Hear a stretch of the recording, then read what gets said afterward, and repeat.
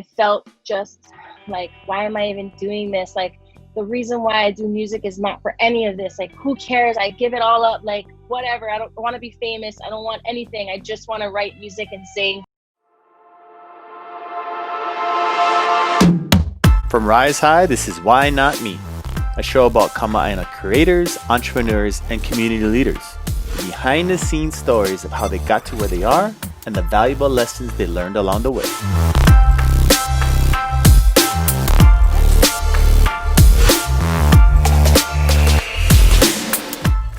I'm your host, Gabe Ame, and in this episode, we get to chat with the very talented, Grammy-nominated singer-songwriter, Kimié Miner. A self-proclaimed shy girl in high school, Kimie shares how she almost didn't even pursue a path in the music industry. That all changed during one chance encounter with the reggae legend while attending college in San Diego, and how she parlayed that serendipitous moment into a remarkable career as a full-time musician doing what she loves. Super stoked to have our next guest on Why Not Me. She is a local music superstar, Grammy-nominated artist, and she's also the co-founder of a new venture called Haku Collective. Want to welcome Kimié Miner. How you doing?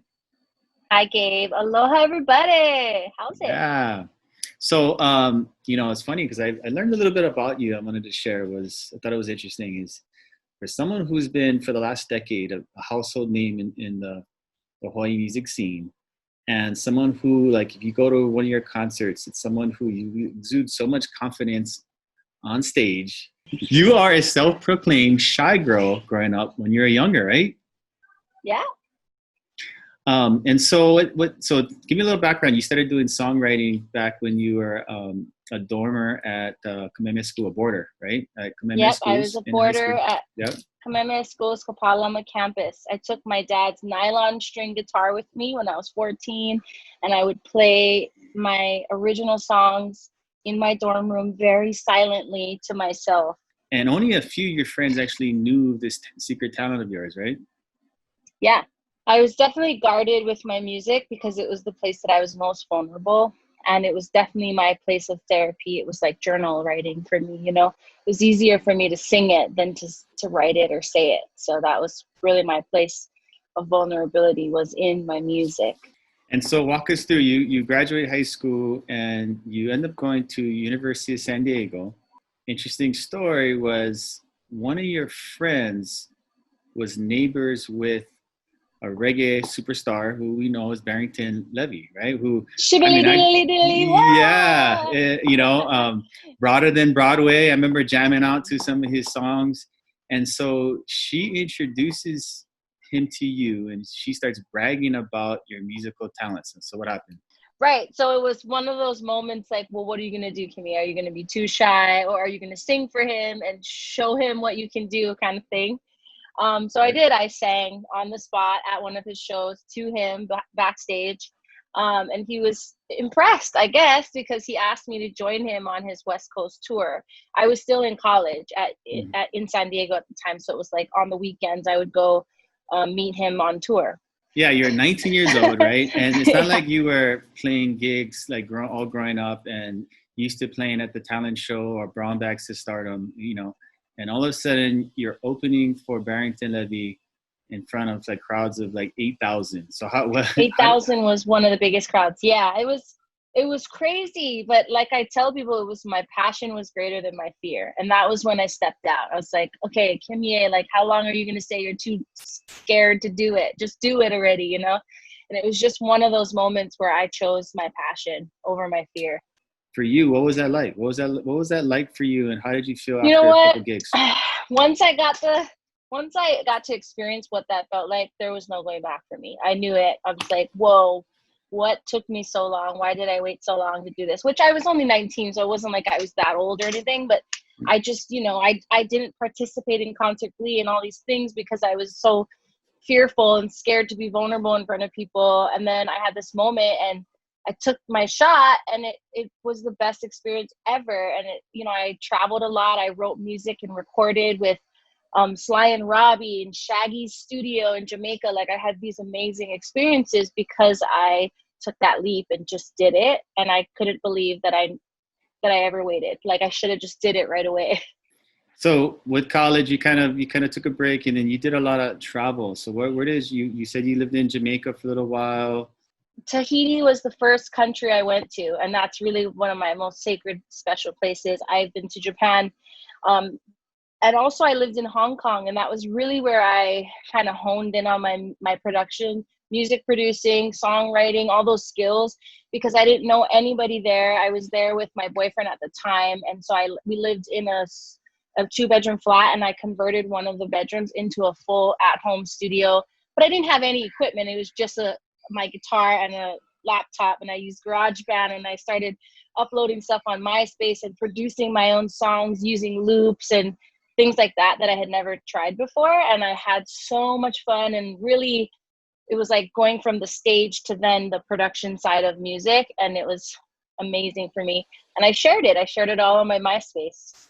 So speak about that, because I mean, it's hard as an artist to, you think what you're writing and singing and putting together is pretty cool, right? But you don't really know until you get feedback. And so for you, your feedback loop was MySpace at the time. And so youngsters, they're not going to know a MySpace. MySpace is like pre-Facebook, right? It was like it's like the Instagram of today. Yeah, it's like the first social network that that people are on. And so you would have a profile, and then you would upload your music. And what kind of feedback were you getting when you uploaded your music? Well, I uploaded it specifically to share with a couple of my friends that I wanted to hear it. I did not think anyone else would hear it except for them, because I was nobody. Nobody knew who I was.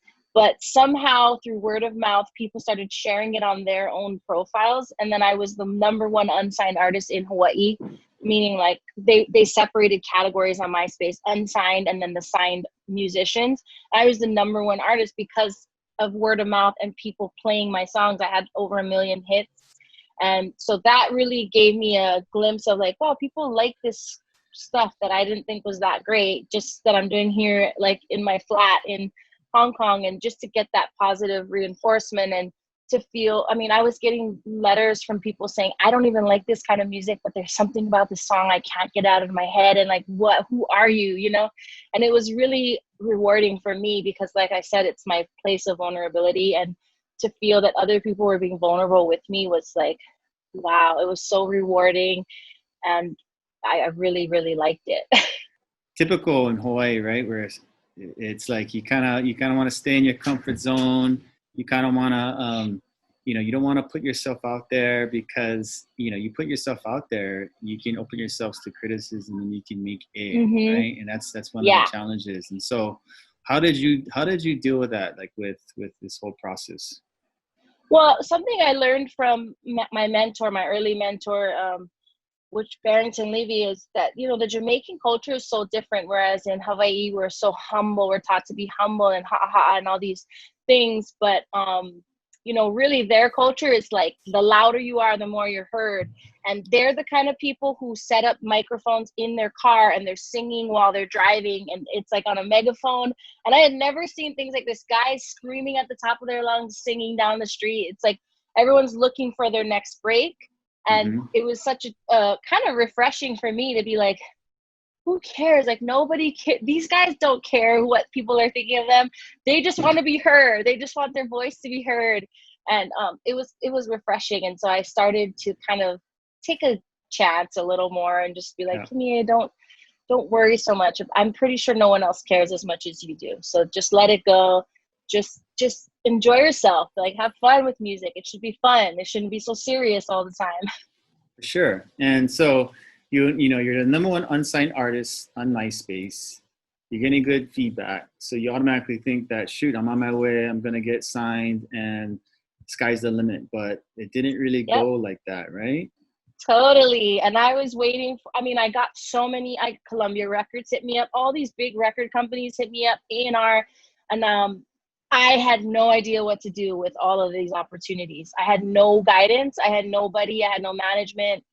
I was in Hong Kong. So it was just a really weird road to navigate. And actually the music business is so difficult to navigate and to understand. Fiji, one of my other mentors, told me a great thing. He said the music business has nothing to do with music and everything to do with rights. So just make sure you always own your rights. Know what your rights are. And if you're going to sign them away, know what you're doing.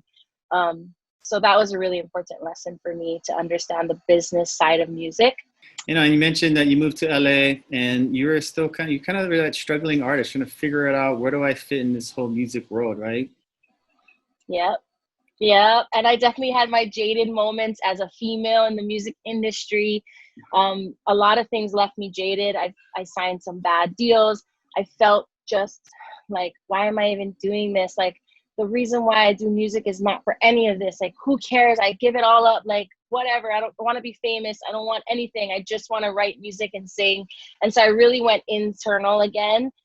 Which I think a lot of people will do when they feel lost or struggle. They'll just be like, throw it all away. Whatever, I give up.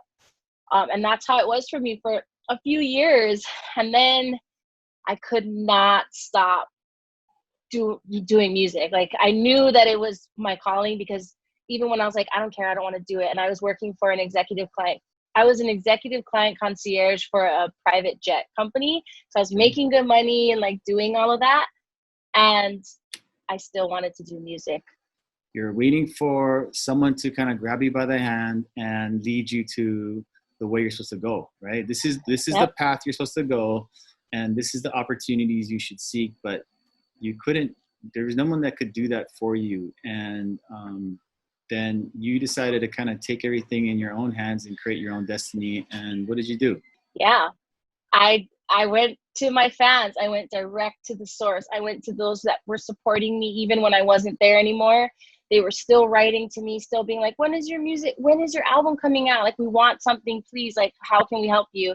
And I went direct to them through Kickstarter, and I said, hey guys, I'm just, I felt so jaded. I was waiting for everyone else to give me a handout, break me, make me this big artist. And I realized I have whatever it takes right here. This relationship is all I need. Like, I don't need 1,000, 100,000 fans. I just need you guys. So do you want to help me? So they did. I got about $10,000 to make my first album. I recorded it, produced it. I did it all myself. And I had one friend that was my manager at the time, one of my best friends, and I trusted him, and we were on the same path and vision. So he helped me put all the packages together, and we did it. We put out the album, and it was successful. I mean, it was one of the singles, Make Me Say, was the #1 played song on the radio in Hawaii that year, which was crazy. Yeah, and it was really cool to see, like, gosh, what I was holding myself back. I was really fearful, didn't want to be vulnerable, waiting for someone else to do it. And really, it was like, all I had to do was just do it, step out, do it myself, figure it out. And it was amazing. For artists out there who are trying to understand the industry, what were some of the important lessons you learned through this journey?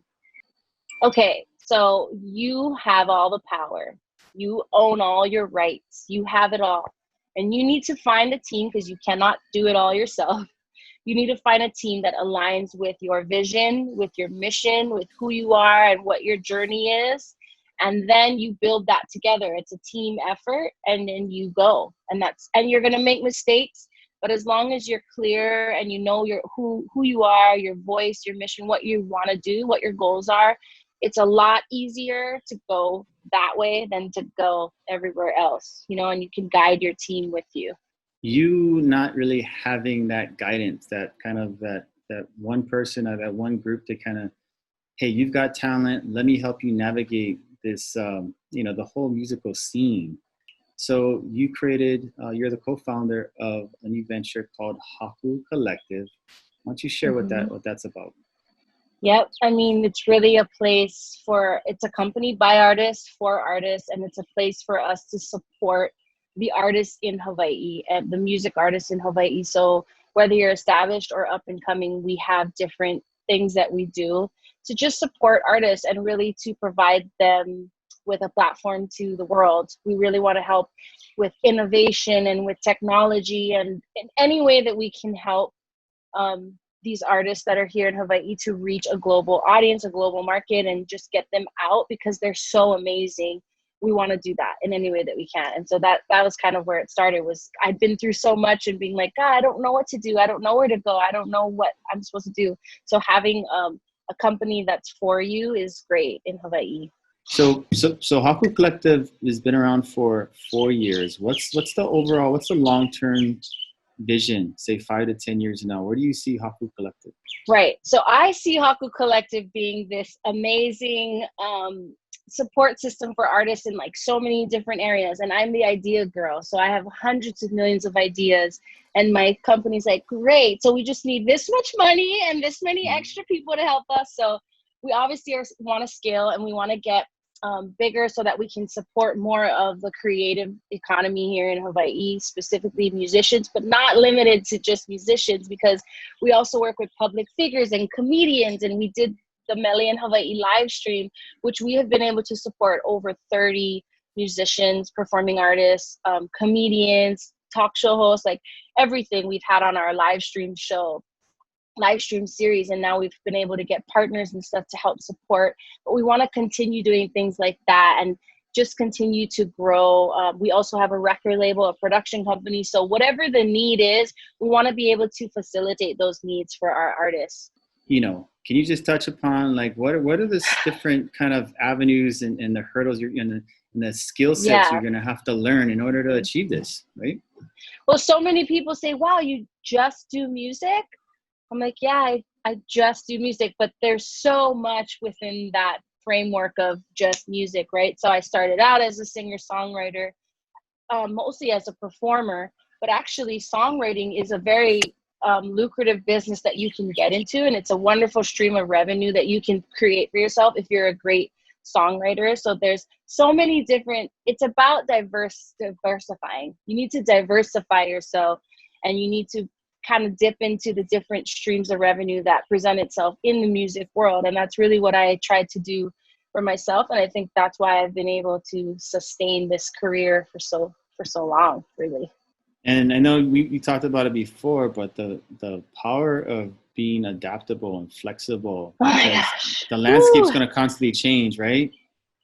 Right now we're going through a crazy, crazy change, and it's all about pivoting. It's exactly what you said. Yeah, you have to be able to adapt to your environment, to the changes, to the customer's needs. What do they want now?